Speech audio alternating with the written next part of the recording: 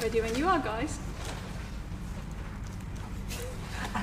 Congratulations, Lauren. How does it feel to have your first international five-back? Yeah, it's pretty cool. I think obviously it's been I guess a tricky few months. So yeah, it was nice to come out today with some real success. But yeah, no, it was a great day. Can you talk us through what's been tough, what you've been sort of dealing with in recent times? Yeah, so I got back from the series in New Zealand, and we just thought to push my career on, make me a better bowler. We've changed a few things with my action. But obviously when you bowl a certain way for however long, it's been tricky because I don't really have a training block. I've just been playing. But yeah, it's definitely for the best in the long term, and I guess today shows that it is going to push me forward. But yeah, it's obviously hard doing it on an international stage. Yeah, what sort of conversations have you had with the coach and with your teammates around, doing that whilst you're playing a game? Yeah, just like loads of support. The whole team have backed me, have supported me. Obviously, it's been good games, there's been bad games, but just full support from all the coaches, from all the players. And I guess today when I took my 5th wicket and everyone was so happy, kind of sums up. But yeah, I've just got full support of everyone, which is amazing. And I guess just last one for me, in the broader context of the match, how did you feel about the performance today? I think New Zealand probably pushed you a little bit more than they have done, but what were your thoughts on your response to that? Yeah, I think obviously they obviously put more runs on the board and put a bit more of a performance in, but I would say we were still pretty ruthless and it was still pretty comprehensive. It shows how deep we bat. Obviously we've won it 1 wicket down, but still when you've got Amy Jones, Capsey coming in at 7, like our batting lineup is. I definitely wouldn't want to bowl at it. So yeah, I think it shows the depth, and it was still a pretty comprehensive win, I'd say. Lauren, just on the we said about the support of teammates and coaches. How tempting is it when you're, mid-spell and working through something new and going wicketless to go, I'm going to go back to what I know for a few balls, and do you have to sort of train the brain to stick with it? Yeah. So I guess the kind of breakthrough light bulb I've had in the last couple of weeks has been a lot to do with the mental side of it and how I approach it in a game. And training's been amazing, training's been great, and you get to a game and it's a totally different story. So I've done a lot and doing a lot of work on my focus and my concentration, and I think I've gone in 2 feet. I'm in now. There's not really any turning back. So yeah, I think I'm committed to it, and I know it's for the best. So yeah, I know I've got support of everyone. It helps. And as you say, bowling is such a natural thing. When you train yourself to do it in a way for however many years, when you're running in now, is it second nature to do what you've been working on, or would you still have to tell yourself to stand a little bit taller, is it still, you're still working at that? Yeah, it couldn't be closer to second nature. I've gone a long time not really having to think much about how I bowl, and obviously now my change in action, I very much have to concentrate on it. So I've learned that I need to focus, and I've got a couple of cues that help me with that, and Natty and Crossy at the end of my mark know, and I've reset every ball, and I focus in on my cues, and I think it's a bit of a routine that I've picked up in the last couple of months that I think will take me a long way, especially in pressure situations. And why have you done this? Is it I remember Heather speaking about, I think, a dismissal in Pakistan. Was it Suzie Devine? You nicked off the one that went away from her. Was the idea to bring in an outswing into the right hander? Is that where it started from? That's not where it started. My action was I fell away a lot, and it started through, if it got me on more upright, it's safer, it means I can bowl more, and it means I should be quicker, and from taller I get more bounce. So it came from that point of view, and initially to add pace to my bowling, pace and bounce, and leading me to be more upright allowed me to then be able to swing it both ways. And so it was kind of one thing. I think my bowling coach knew that one thing was going to lead to another, and for me, I guess it got really exciting, and now it's just honing in on the consistency of being able to swing it both ways and bowl a wobble. Obviously, yeah, it's something I'm just gonna learn, but hopefully in the long run will be really exciting. And finally, just the bowling coach you mentioned, is that Matt Mason, who's been predominantly the one working with you? Yeah, me and Mace work really closely, and I think he would have felt like a proud dad today out there. I think there's been tears, there's been drama, there's been disagreements. So yeah, I think we work really closely, and he's put in a lot of time to get me here. Thanks, well. Cool, thanks. Lauren, congratulations. With your wickets today, though, it did feel a little bit like you were doing it with kind of more of your sort of stop delivery. Is that how you read it as a bowler? Yeah, I think I went in with a real focus today to just try and hit the length that I probably didn't quite get in Durham, and I guess we talked about this wicket that probably back of length off the stumps was a good option, and I think I've realised today that doing that for as long as possible is going to be trickiest for for the batters. So yeah, I guess that was my plan today. And I think that that this is actually your first 5-wicket haul in senior cricket. Is that right? Yeah, I would say. What a time to do it. How do you kind of reflect on that you've managed to do that on one of the biggest stages? Yeah, I just think it's amazing, and I guess I'm really proud, and it just excites me for what's to come. And I guess this team is amazing and it's going in the right direction. So yeah. Has it been tricky for you, kind of personally, being somebody who's used to being really successful and contributing really positively to the team, both to England and also to the Vipers as well, I guess, to then be having some trickier periods to work through?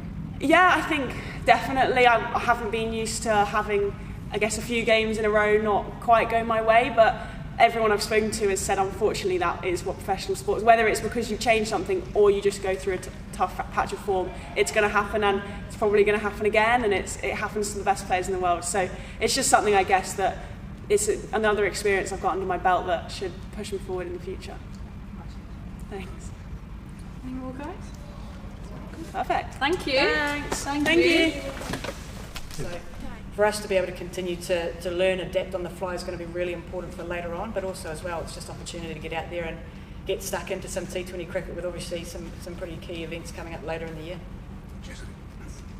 Sophie, what sort of things were you saying to the side after those first 2 matches of this series to basically get them to produce a performance like today?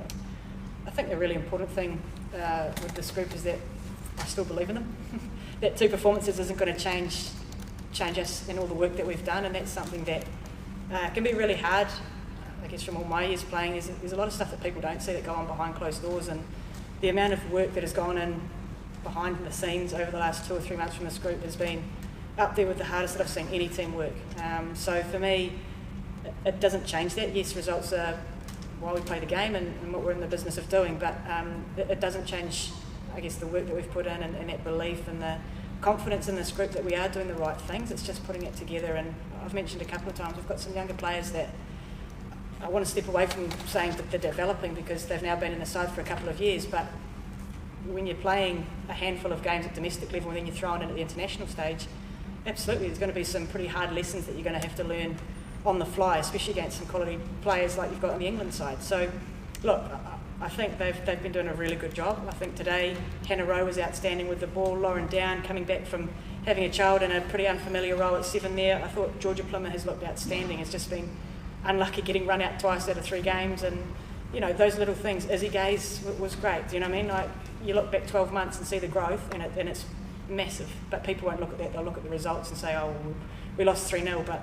to us, it is really important that we keep a bigger picture around this and around this group. So.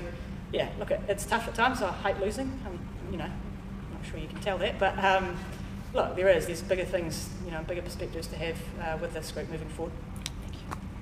So, how frustrating was it to have DRS unavailable for like a quarter of the New Zealand batting innings? I think.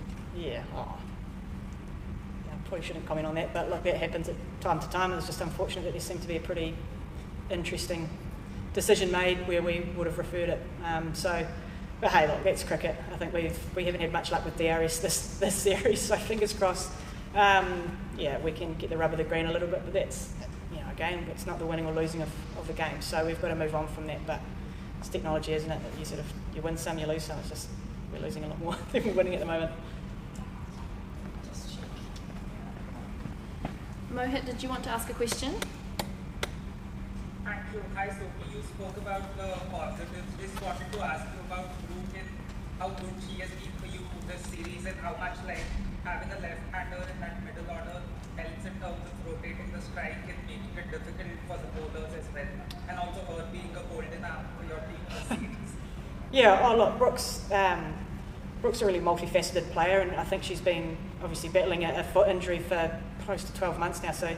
Hence why she hasn't bowled as much, but to see her back out there, we see a massive role for her in Bangladesh. We almost use her as another spinner, the way that she can take the pace off. I mean, it's an absolute pain in the ass to face her in the nets because it's, lack of pace, and that's something that we think is going to be really effective over in Bangladesh. And as you say, another left-hander, obviously we haven't had one since Amy Satterthwaite, so we know how valuable they are to throwing the opposition players, opposition bowlers off their line and links, and again, she just keeps getting better and better. I think she loves playing against England, which is nice, but yeah, I think she's a real asset to this group and continues to get better and better. I think she's another one in that sort of middle group where she's played for a couple of years now and is starting to really, I guess, shine through with her leadership, but also some of her performances as well. So, yeah, Brooke's a real valuable asset to this group.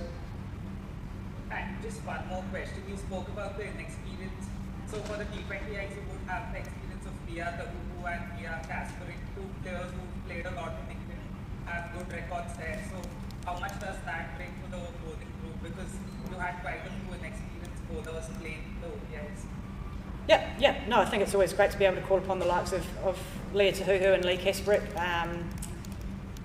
Yeah, I think any time that you can bring experienced players in, it's going to be of benefit to the group. I think we're really lucky that we're able to keep Molly and the likes in amongst the group to provide her more learning opportunities. As I've mentioned pretty extensively, that we need to provide these youngsters with as many opportunities as we can to learn and grow as players. So to be able to bring in someone like Leah, who has that real competitive edge as well, it's something that will certainly give the team a lift and provide me with another option of someone with some pace as well. And Lee's been fantastic for a number of years. I think she's a wily old bowler and is a really smart cricketer as well. So, being able to call on those two players who, as you mentioned, have got a lot of experience playing here in England as well, and we'll certainly take it to them. So, again, it just sort of shows that this group's getting more and more competitive, and those spots are becoming harder to nail down, which is great. It's what you want as a captain and as coach and selectors, is to not know what the best 11 is because you've got so many players putting their hand up. So, yeah, really looking forward to getting into the T20 series. Thank you so much and all the best. Thank you. Thanks, guys. Sweet. Thanks, guys. Thank you. How the hours?